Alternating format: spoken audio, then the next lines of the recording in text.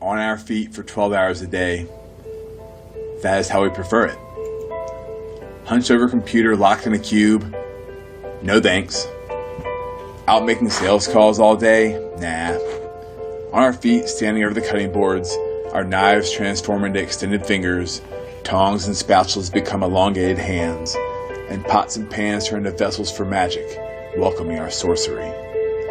Plates and serving dishes look us square in the eye, unveiling the challenge of brushing them with style and creativity and genius. We rejoice in this opportunity and challenge, commissioning the simultaneous use of all five senses as you are dared to unleash a symphony of flavors, textures, sounds, aromas, and in what meets the eye as well.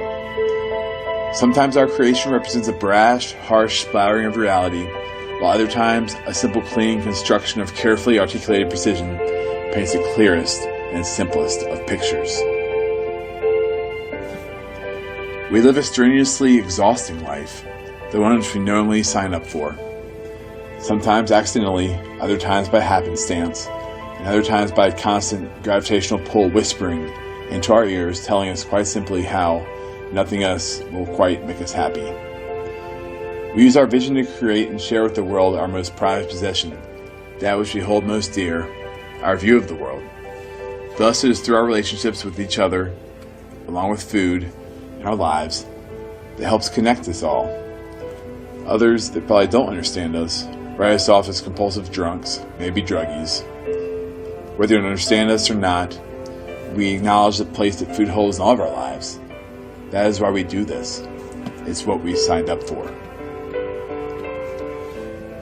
People trust us to execute, but also trust us as artists and masters of our craft. They want to see our perspective of the world, see the world through our lenses.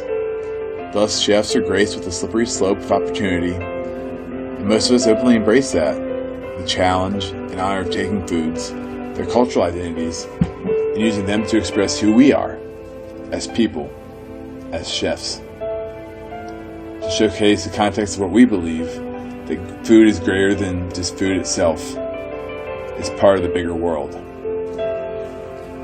We hope to leave our fingerprints on this world, make a difference in some capacity, to make it matter that we even ever existed at all. Most of us won't, though, settling for the status quo, passing up our opportunity for greatness. Maybe we feel undeserving, or that we are in some way inadequate, when the truth is greatness lives within all of us, waiting to be unearthed, waiting for its chance to shine. Perhaps one of the problems is not knowing where our legacy as artists does reside. Some of us write cookbooks, forever ingraining our culinary philosophy on the greater world, while others change the landscape of the culinary world through their vision of how things can be. But what about the average chef, the average cook, who might or might not have attended a prestigious culinary institution? What does the future hold for them? This group is in the thousands, maybe millions. Are they just starving artists looking to make a name for themselves, but in the end just aren't quite good enough? Will they find themselves working the kitchen line late into their careers, amounting to no more than some glorified assembly line worker? Is that all most of us really are? Pause. Take a deep breath. I think we all know the answer is no. Our hearts lead us down this path for a reason.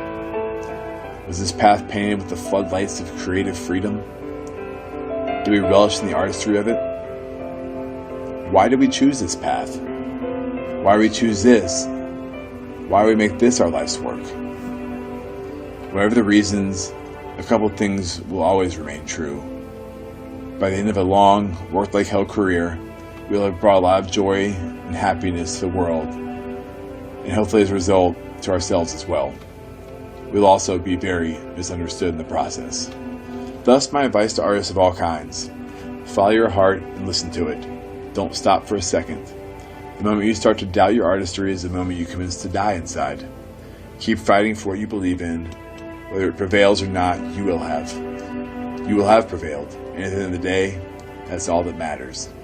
It just so happens that you very well might change the world in the process, and you get to do so through food. It doesn't get any better than that.